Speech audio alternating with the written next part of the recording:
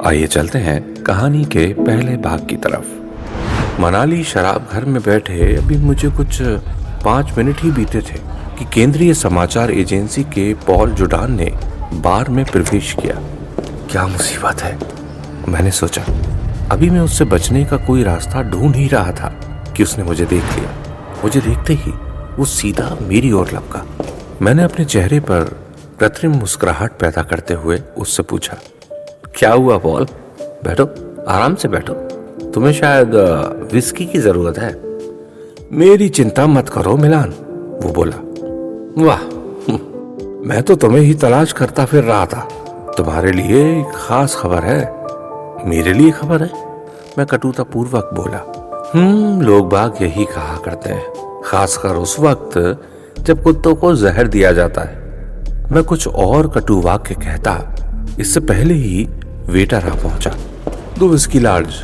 मेरे कुछ बोलने से पहले ही पॉल ने ऑर्डर दंदनाया। और सुनाओ पॉल। वेटर के जाते ही मैं फिर पॉल से मुखातिब हुआ। यार, मुझे शांति की आवश्यकता है। मैं मैक्सिको की रेगिस्तान में 6 महीने से फंसा हुआ था। वहां गिद्ध मेरी हड्डियां तक खा जाना चाहते थे। न जाने कितनी कटीली झाड़ियों के कांटे अभी तक मेरे बदन में चुभ रहे, और अभी भी मैं आदत से मजबूर होकर नाक और कान पर बैठी मक्खियां उड़ाता रहता हूँ। यार, मैं कहीं भागा तो नहीं जा रहा, बस जरा शांति चाहता हूँ। देखो मेरे भाई, इस वक्त तो मुझे बस माफी करो। मैं बोलता रहा। पॉल ने जैसे सुना ही नहीं। वो मेरी बातों पर बगैर ध्यान दिए अपने पर्स से कोई टेलीग्राम तलाशता रहा। मॉडेक्स ने तुम्हारे लिए काम निश्चित कर दिया है। मुझे आज सुबह ही तार प्राप्त हुआ है। तार क्या? लगता है जैसे गॉन विद द विंड की प्रतिलिपि हो। पॉल कहे जा रहा था। मैडॉक्स, उसकी चिंता तुम मत करो। वो तो गुजरे समय का एक टूटा हुआ पेड़ है। तुम उसे बता देना कि मैं बीमार पड़ा हुआ हूं, या फिर ये कि तुम्हें मैं मिला ही नहीं। कुछ भी कह देना यार प्लीज, पर इस वक्त तुम मेरी जान छोड़ो। मैं अनुनय पूर्वक बोला। पॉल ने अजीब सी नजरों से मुझे घूरा। तभी वेटर ऑर्डर सर्व करने आ पहुंचा। अब जैसा तुम चाहो वैसा जवाब दे देना उसे, मैं विस्की उड़ेलते हुए बोला। सुनो, तुम्हें यह काम खूब सोच समझ कर दिया गया लगता है, वो बोला। मुझे कुछ नहीं करना, मैं आराम करूंगा। मैं कल ही न्यू ऑरलॉन की गाड़ी पकड़ सकूंगा। मैंने यहाँ मैक्सिको में बहुत कुछ प्राप्त कर लिया है। अब इससे पहले कि मैडॉक्स मुझ तक पहुंचे, मैं बहुत दूर निकल जाऊंगा, मैंने अनिच्छा पूर्वक जवाब दिया। अब भागना संभव नहीं है मिलान। तुम ये अच्छी तरह से जानते ही हो कि तुम्हें ये काम करना ही है। फिर समय क्यों बर्बाद करते हो, मुश्किलों क्यों पैदा करते हो? वो समझाने वाले अंदाज में बोला। वो सच ही कह रहा था। शायद मैं भी इस अखबारी खेल से ऊब गया था। पिछले 6 महीनों से मैं अपनी जान जोखिम में डालकर डाकुओं से संबंधित कहानियां एकत्र कर रहा था, और इस देश में तो डाकू 1-2 नहीं, दर्जनों थे। जब से जाब्ता ने फैशन निकला था, यहाँ हर एक इंडियन जो 6 इंच की दाढ़ी मूंछ रखता था अपने आप को डाकू ही समझने लगा था। मैं हर एक के पीछे लग जाता कि शायद कोई मसालेदार कहानी यहाँ ना छपी हो, ऐसी कहानी जो अमेरिकियों को पता ही ना हो। इस चक्कर में कई बार मेरी बड़ी दुर्गति हो चुकी थी। एक बार तो एक पागल ने मुझ पर गोली ही चला दी थी। मैं अब इस सब से ऊब चुका था और अब कुछ और करने की सोच रहा था। लेकिन मैडॉक्स के हाथ में मेरी रोजी रोटी थी। मैं उसे किसी भी काम के लिए मना भी नहीं कर सकता था। वो एक ऐसा खतरनाक व्यक्ति था जिसे देखकर एक बार तो असली सांप भी किनारा काट जाता था। क्या कहानी है। और मुझे वो टेलीग्राम पढ़ने को मत कहना। आराम से सिर्फ मुझे ये बता दो कि हुआ क्या है। मैं बेजार किंतु तीखे स्वर में बोला। पॉल जुडान का काम अब आसान हो चुका था। हाँ, ये बनी ना कुछ बात। सुनो, कहानी का नाम है डाकुओं के बीच एक हसीना, या फिर पकड़ो जाने मत दो, या कुछ और भी कुछ, जो भी तुम नाम दो। मैंने ड्रिंक समाप्त कर लिया था। देखो, मजाक मत करो, मुझे सच्चाई बताओ, और जब मुझे हंसना ही होगा तो मैं बॉब द्वीप की हंसी वाला कोई कार्यक्रम देख लूंगा, ठीक है? मैंने कहा। एक आदमी जिसका नाम हमीश शंबे है 2 दिन पूर्व मैडॉक्स से मिलने आया था। उसकी लड़की मैक्सिको में कहीं खो गई है। वो जैसे हवा में गुम हो गई है। अब मैडॉक्स चाहता है कि तुम उसे ढूंढो। उसका ख्याल है कि डाकू उसे ले गए हैं। वो बोला, वो क्या चाहता है मुझसे बताओ। मैंने कहा, तुम लड़की को ढूंढ कर लाओ। वो नम्रता पूर्वक बोला, ये अच्छा मजाक है। अगली बार जब हम मिले तो मुझे याद दिलाना कि हमें हंसना भी है। ऐसा मत कहो मिलान, मैं मजाक नहीं कर रहा। वो चाहता है कि तुम उसे ढूंढ निकालो।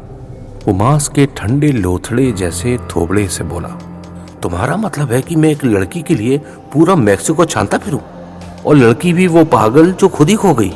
मैं बोला, हाँ ऐसा ही कुछ है प्यारे, तब तक उसे ढूंढो जब तक वो मिल ना जाए।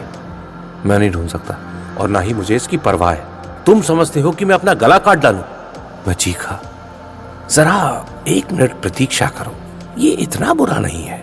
मैं बताता हूं, जो खोज तुमने अब तक की है वही इसके लिए पर्याप्त होगी। अच्छा, तुम क्या समझते हो कि बदमाश मिट्टी के बने हैं? अरे उन बदमाशों को छोड़ो, जो खर्चा तुम पर हुआ है मैडॉक उसे निकाल लेना चाहता है। इसे एक स्टंट के रूप में पेश करना चाहता है। वैसे अखबार में कहानी खूब जमेगी। जरा सोचो, एक बदमाश गरीब आदमी के रूप में आता है और सहायता की मांग करता है, वो भी एक अखबार के रिपोर्टर से। बेचारी की लड़की गायब है। वो पूछता है कि क्या अखबार के रिपोर्टर उसकी सहायता करेंगे। अब रिपोर्टर क्या करेंगे? उस बूढ़े बदमाश को नंगा करके लिफ्ट में से धक्का दे दो। मैं बोला, नहीं, न्यूयॉर्क का रिपोर्टर कहता है, ठीक है श्रीमान, हम आपकी सहायता को तत्पर हैं। वो लड़की की सचित्र कहानी मुख्य पृष्ठ पर छाप देते हैं। वो उस बूढ़े की फोटो भी छाप देते हैं जिसे कोई नहीं देखता। शीर्षक है, डाकुओं द्वारा लड़की का अपहरण, $25,000 का इनाम। लड़की का पिता अत्यंत करुण दशा में, और न्यूयॉर्क का रिपोर्टर पूरे मैक्सिको में तलाश पर रवाना। आप समझे?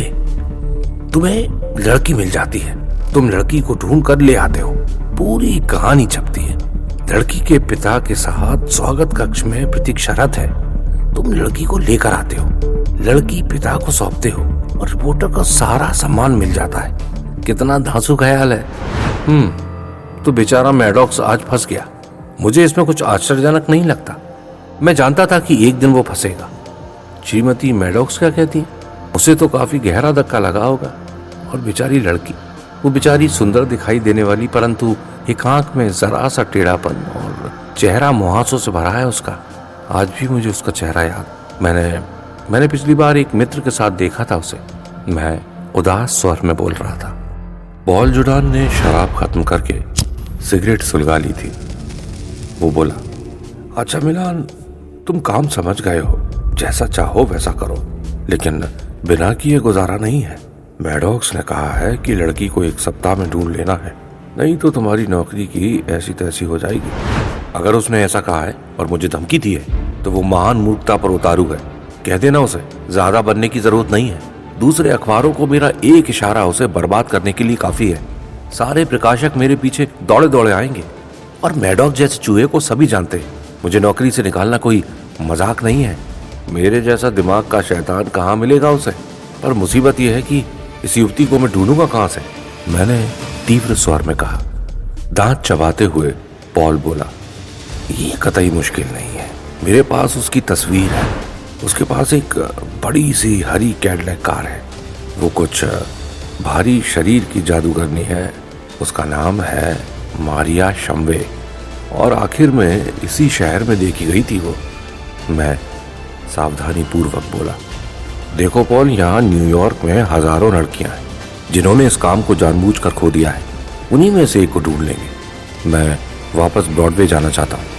वो बोला, खेद है मिलान, तुम इस पर खूब सोचो। कल सुबह के मुख्य पृष्ठ पर यही मुख्य खबर होगी। मैंने थके अंदाज में नोटबुक निकाल ली।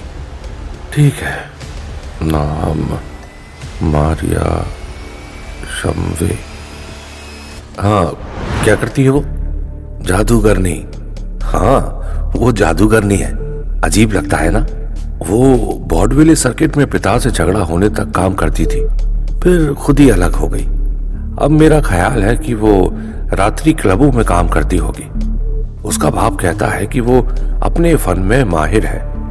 वो मुझे समझा रहा था। माँ बाप अपने बच्चों के बारे में जो कहते हैं मैं उस पर कतई यकीन नहीं करता।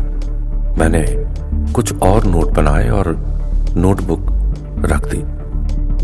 अच्छा, ये मैडॉक्स को कहां से सूझा कि उसे डाकू भगा कर ले गए होंगे? मैंने यकायक पूछा। पॉल जुडान ने कंधे उचकाए।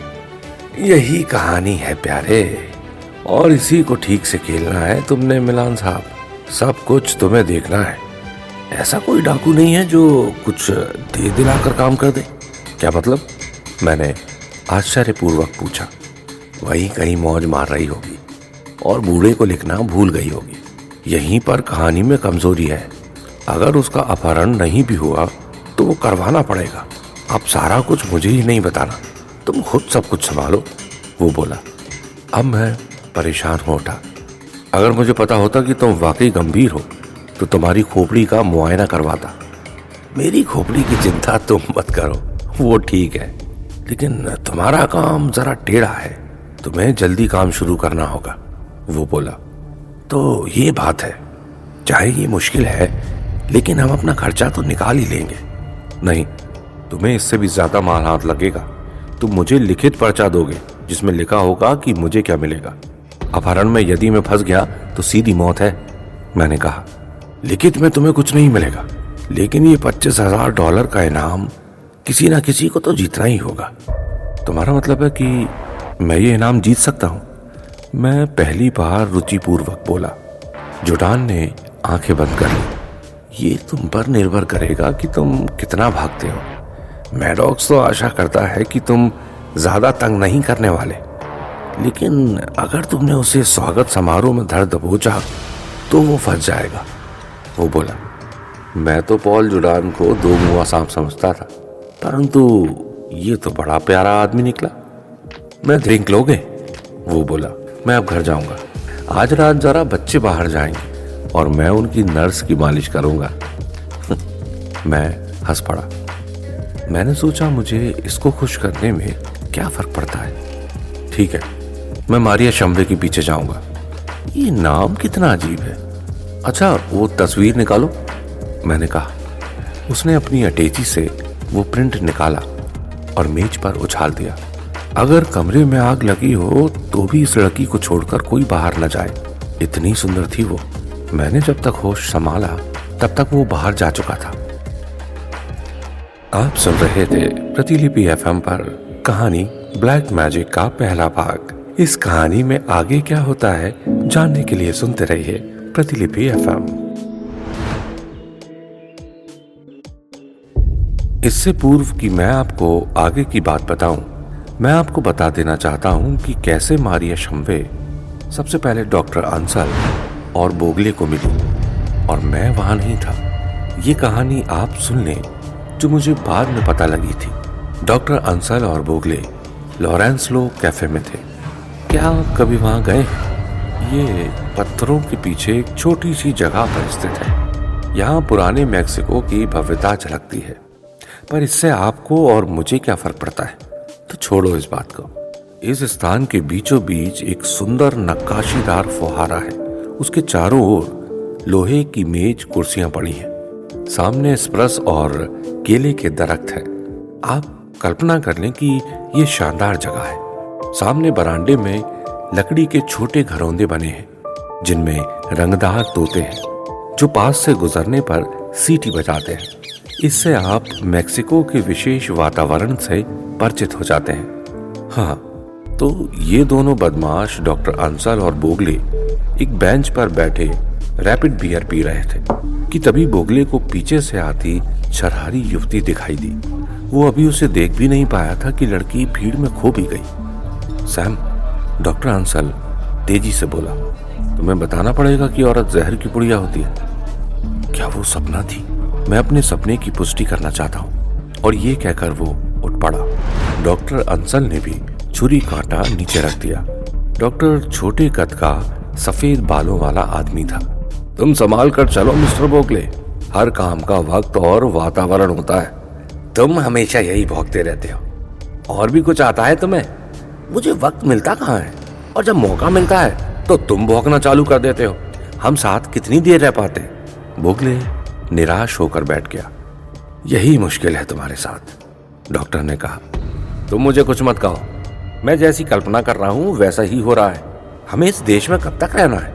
मैं तो तंग आ गया हूं। क्यों ना गाड़ी पकड़े और दफा हो जाए यहां से।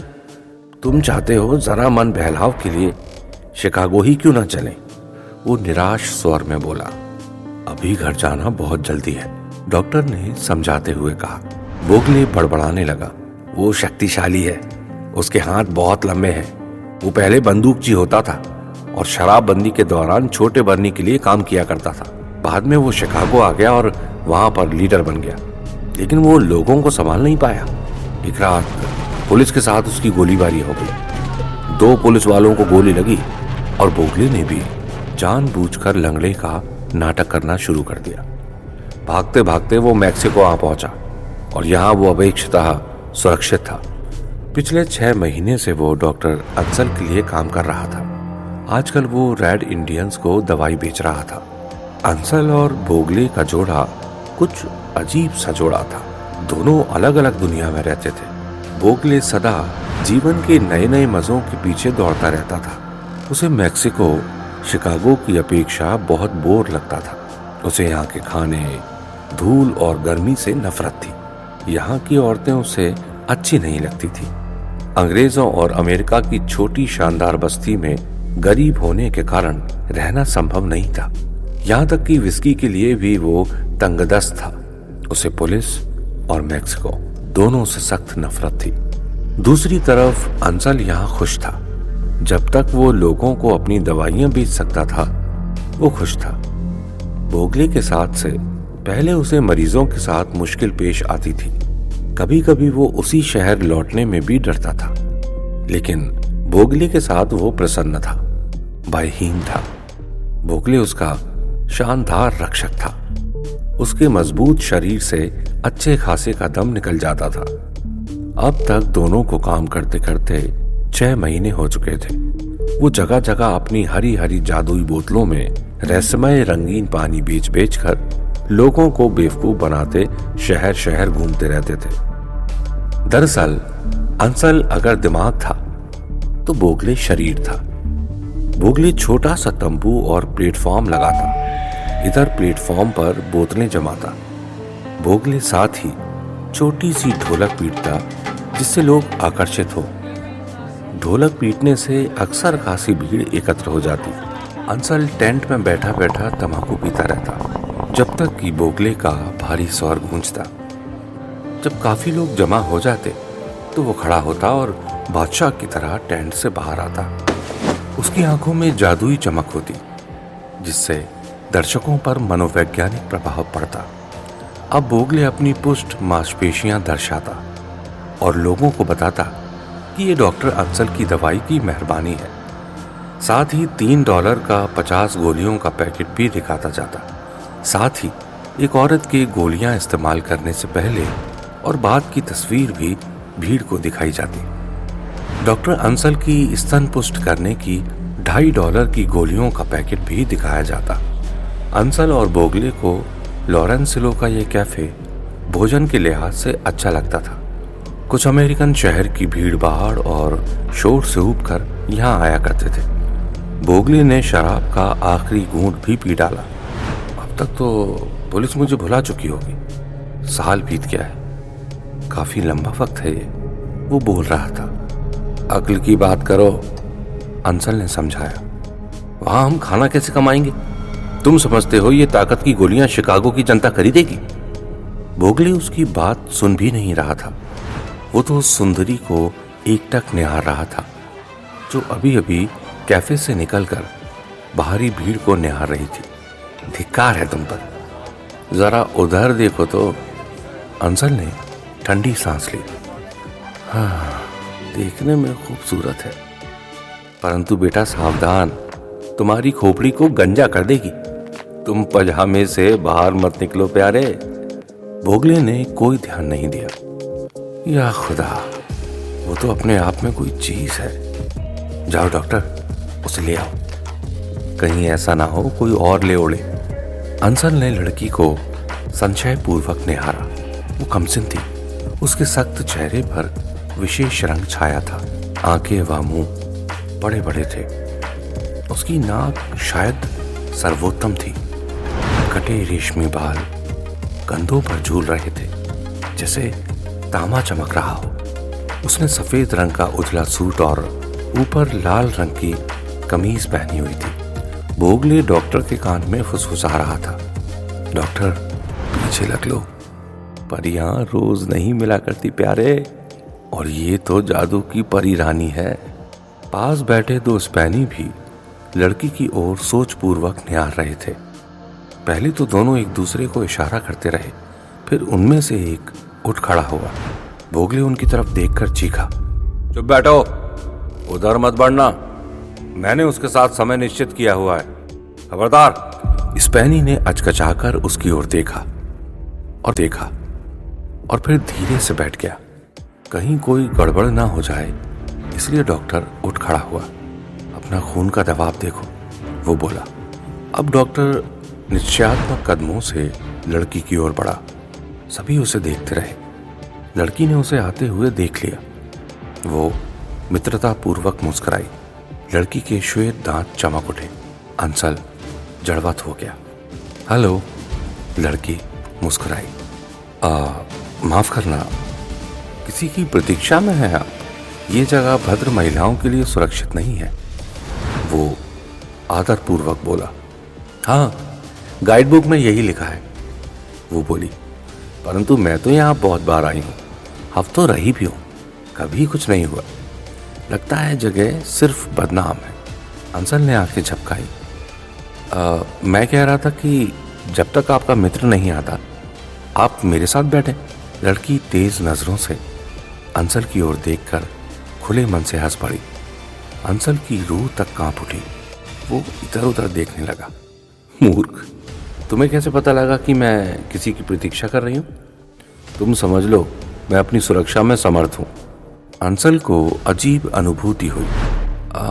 माफ करना मैडम, आपके बारे में मैंने कुछ और सोचा था, वो तेजी से बोली।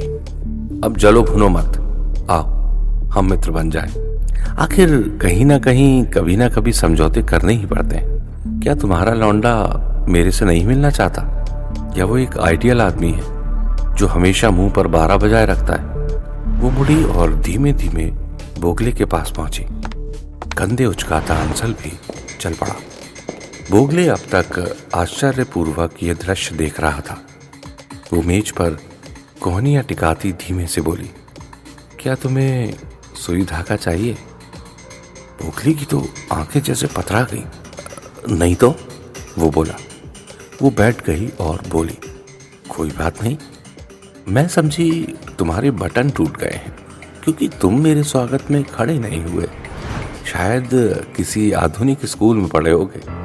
देखने में तो तुम निराशावादी लगते हो। मैं तुम्हें देखते ही पहचान गई थी कि तुम शिकागो में थे और तुमने वहां गोली भी चलाई थी, वो तेजी से बोलती गई। बोगले ने असहजता पूर्वक अंसल की ओर निहारा। तुमने ही मामला शुरू करवाया था प्यारे, अब मुझे क्या कहते हो? तुम्हारा ही करिश्मा है ये, लड़की बोली। मामला मजेदार है, तुम्हें करिश्मा भी आता है? तुम तो बड़े विचारक निकले। मैं तो कुछ और ही समझी थी। ठीक है ना? क्या मैं चेहरे से उदास लगता हूं? अंसल बोला। मैं तो यही समझती हूँ। कहीं तुम्हें हार्निया तो नहीं है? सहसा लड़की ने पूछा। बोगले का चेहरा सख्त हो गया। क्या पूछ रही है ये लड़की?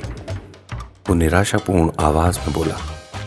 हो सकता है मैंने कुछ व्यक्तिगत बातें पूछ डाली हो, बुरा न मानना। पहले आदमी की पूछ भी होती थी, उसका उसने कोई उपयोग नहीं किया। भगवान ने वो पूछ समाप्त कर दी, परंतु उसे हार्निया की बीमारी चालू हो गई। मैं तो यूं ही पूछ रही थी बस। बोगले का चेहरा पीला पड़ गया, फिर उसकी आंखें चमक उठी। तुम तो काफी स्मार्ट लग रही हो। हमारा शिकागो में एक गिरोह था, लेकिन वो लोग गलत चक्कर में फंस गए थे। मुझे इससे क्या लेना देना है? पागल मत बनो, मैं तो यूं ही पूछ रही थी। हाँ, भला क्या नाम है तुम्हारा?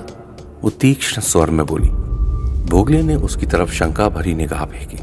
लड़की की मुस्कान से आश्वस्त होकर वो बोला, मेरा नाम सैम बोगले है। और सुनो, क्या सुंदर नाम है तुम्हारा। क्या तुम्हारी माँ श्रीमती बोगले थी? वो चहकी। बिल्कुल, तुम क्या सोचती हो? मैं जरा तसल्ली करना चाहती थी। कभी कभी अजीब बातें हो जाती है ना। वो क्रोध में बोली। मेरे साथ कुछ नहीं हुआ, तुम अपनी बकवास अपने तक रखो। अंसल की ओर देखकर लड़की हंस पड़ी।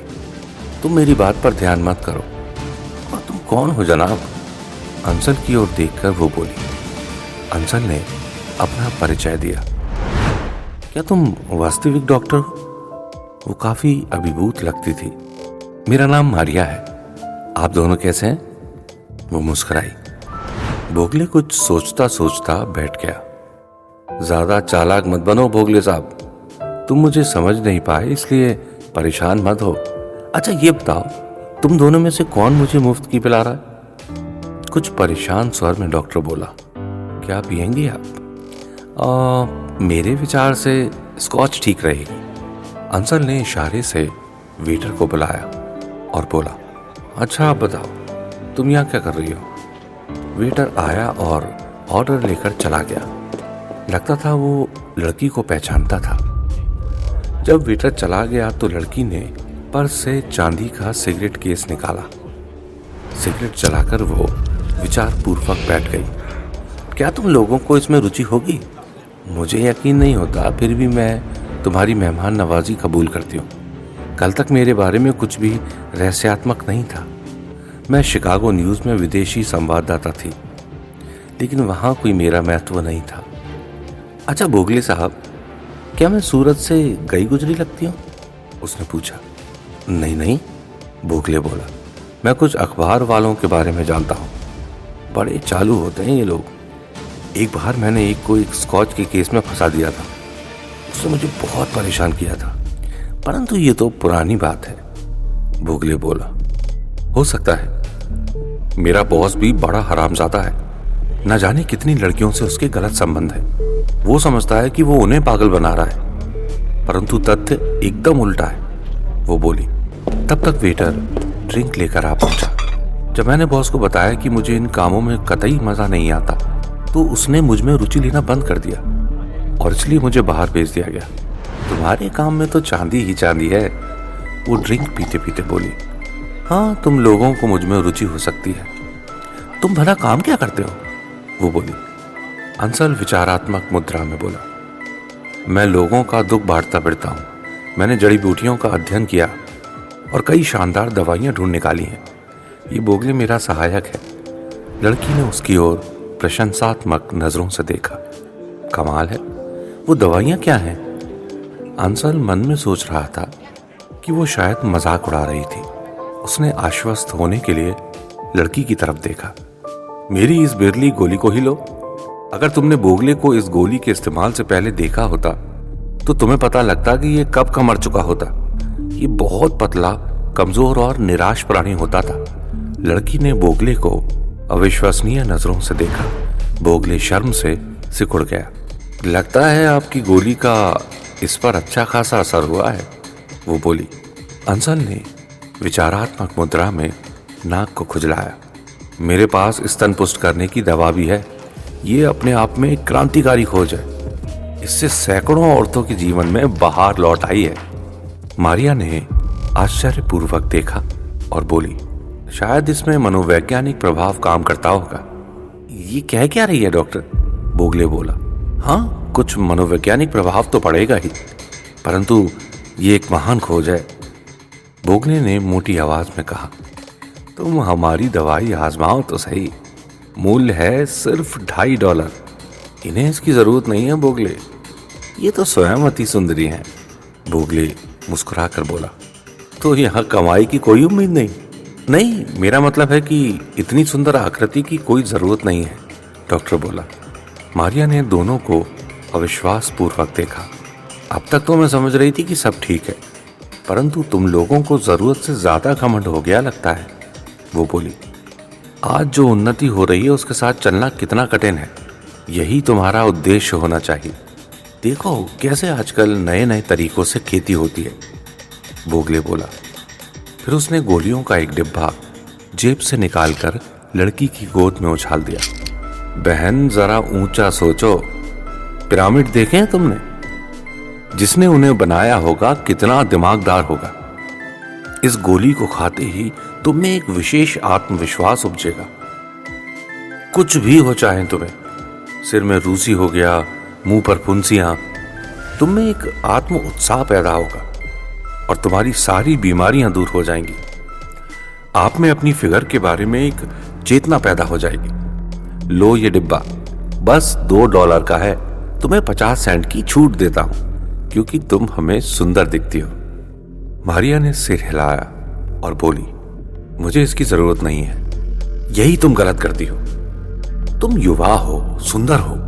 ऐसे मौके जीवन में कभी कभी आते हैं, न जाने हम कब मिलेंगे। हो सकता है बुढ़ापे तक तुम हमारी प्रतीक्षा करती रहो और सोचती रहो कि शायद तुम ये गोलियां ले लेती।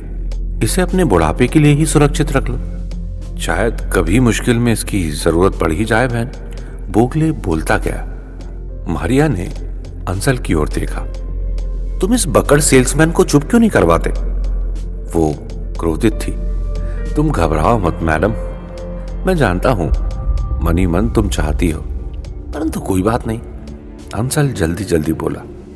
बोगले चीखा, नहीं, इसे दवाई देनी ही होगी।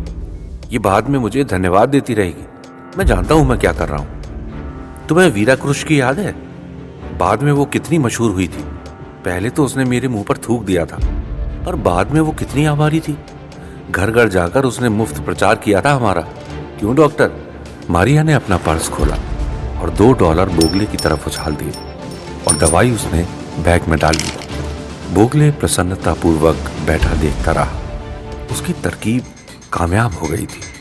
मारिया ने दोनों की तरफ देखकर कहा, तुम मुझे ये दवाई बेच सकते हो तो बेचारे ग्रामीणों को तो मुझे धन्यवाद दो मैडम। तुम्हारे जीवन का ये स्वर्णिक दिन है। बोगले बोला। अच्छा, मेरे फिक्र पर ध्यान मत दो, मुझे ये अच्छा नहीं लगता। वो बोली और धीमे धीमे शराब पीने लगी। उसकी आंखों में कठोरता छा गई और उसने जैसे ही गिलास उठाना चाहा, उसका हाथ गिलास से टकराया और बियर अंसल की गोद में जा गिरी। इससे पहले कि अंसल संभलता, वो खड़ी हुई और अपने सीने से रुमाल निकाल लिया और मुंह पोंछना शुरू कर दिया। उसके चेहरे पर परेशानी झलक रही थी। मुझे खेद है, मैंने जानबूझकर नहीं किया। आपका तो सूट ही बर्बाद हो गया, वो बोली। अंसल ने उसके हाथ से रुमाल ले लिया और स्वयं ही पोंछना चालू कर दिया। अरे, दुर्घटनाएं तो होती ही रहती हैं, छोटी छोटी बातों से घबराना नहीं चाहिए, वो बोला। तभी बोगले बोल उठा, घबराओ मत, ये तो एक चांस था। उसने अपनी नाक को छुआ और बोली, जरा धो लूं उसे, आपको एतराज तो नहीं है ना? सारी बियर मुझ पर गिर पड़ी है। और वो उठकर कैफे के अंदर जा घुसी। बोगले उसे जाते देखता रहा। क्या करोगे इसका डॉक्टर? ये तो बेकार औरत है, एक पागल की तरह मेरी बातों में फंस गई। क्या खासियत है इसमें यार? अंसल कुछ परेशान था। पता नहीं, लड़की बहुत अच्छी जान पड़ती है। मुझे शक होता है कि ये वो नहीं जो दिखती है, बोगले बोला। इसकी जबान तो कैंची जैसी चलती है। मान लो हम यहां से भाग जाएं तो ये कहीं हमारे पीछे ना पड़ जाए। अंसल ने एक वेटर को बुलाया। बोगले, तुम तो तरक्की कर रहे हो। एक वक्त था जब सुंदर औरतें तुम्हें मोह लेती थी। तुम ठीक कहते हो, हमें यहां नहीं रुकना चाहिए। वो अपनी संभाल खुद करेगी। उसने अपनी जेब में पर्स के लिए हाथ डाला। शीघ्र ही वो परेशान होकर बोगले की तरफ देखने लगा। क्या हुआ? बोगले बोला। मेरे पैसे? वो शीघ्रता से जेबें टटोल रहा था। गए? मूर्खतापूर्ण स्वर में बोगले बोला और उसने अपनी जेबें भी टटोलना शुरू कर दी। जो $2 उसे मारिया ने दिए थे और उसके $5 कहीं नहीं थे। दोनों पागलों की तरह एक दूसरे को निहार रहे थे। अंसल भय से कांपते हुए बोला, ये संसार की सबसे पुरानी चाल है और हम इसमें फंस चुके हैं। उसने मुझ पर बियर गिराकर हमें बर्बाद कर दिया है। हम किसकी प्रतीक्षा कर रहे हैं? चलो उस चंडी को पकड़े। सहसा बोगले उठ खड़ा हुआ। वेटर बिल लेकर आ गया। उसने बोगले का चेहरा देखते ही सब कुछ भांप लिया। क्या कुछ गड़बड़ है बादशाह? वो बोला। हम लुट गए, तुम हट जाओ, बोगले बोला। पर वो रानी तो गायब हो चुकी है महाराज। आज तक उसने बिल देने से पूर्व तो हमारे किसी ग्राहक को नहीं लूटा था। ये तो वाकई बुरी बात है, वेटर ने कहा। क्या तुम जानते हो उसे? डॉक्टर ने पूछा। मुस्कुराकर वेटर बोला, हाँ क्यों नहीं, वो अत्यंत सुंदर है, परंतु उसकी उंगलियों में जादू है। वो अक्सर यहाँ आती है और अपने काम में खूब माहिर है। बोगले ने मुट्ठियां कसकर कहा। पर अब हमारा क्या होगा? क्या हमें कोई सहायता मिल पाएगी? वेटर ने कंधे चटके। मैं समझा था कि आप लोग उसे जानते होगे। चलो अब चलें, अंसल उठता हुआ बोला। अरे पर बिल का क्या होगा? परेशान वेटर बोला। उसी हरामजादी से लेना जब वो आएगी अगली बार, और उससे कहना कि कहीं मुझे मिल गई तो चीर डालूंगा उसे, बोगले बोला। वेटर का चेहरा बुझ गया। साहब ये तो व्यापार है, अब शायद वो कभी ना आए। बोगले को वेटर की नजरों में छुपा भाव अच्छा नहीं लगा। मैं नहीं चाहता तुम्हें नुकसान हो। क्या तुम्हारी कोई महिला मित्र है? वेटर की आंखों में चमक आ गई। हाँ साहब, उससे बेहतर औरत धरती पर नहीं होगी। बोगले ने गोलियों की डिब्बी निकाली और वेटर को थमा दी। ये $2.5 की है, तुम्हें भेंट है हमारी तरफ से। वेटर ने उसे देखा, फिर वो मुस्कुराया। अरे उसने इसे पहले भी इस्तेमाल किया है, पर कोई लाभ नहीं हुआ। तो क्या हुआ? उसे कुछ तो प्राप्त हुआ ही था, नहीं हुआ था? और उसने वेटर को एक तरफ धकेला दिया था और दोनों बाहर गली में आ पहुंचे। इससे पूर्व कि मैं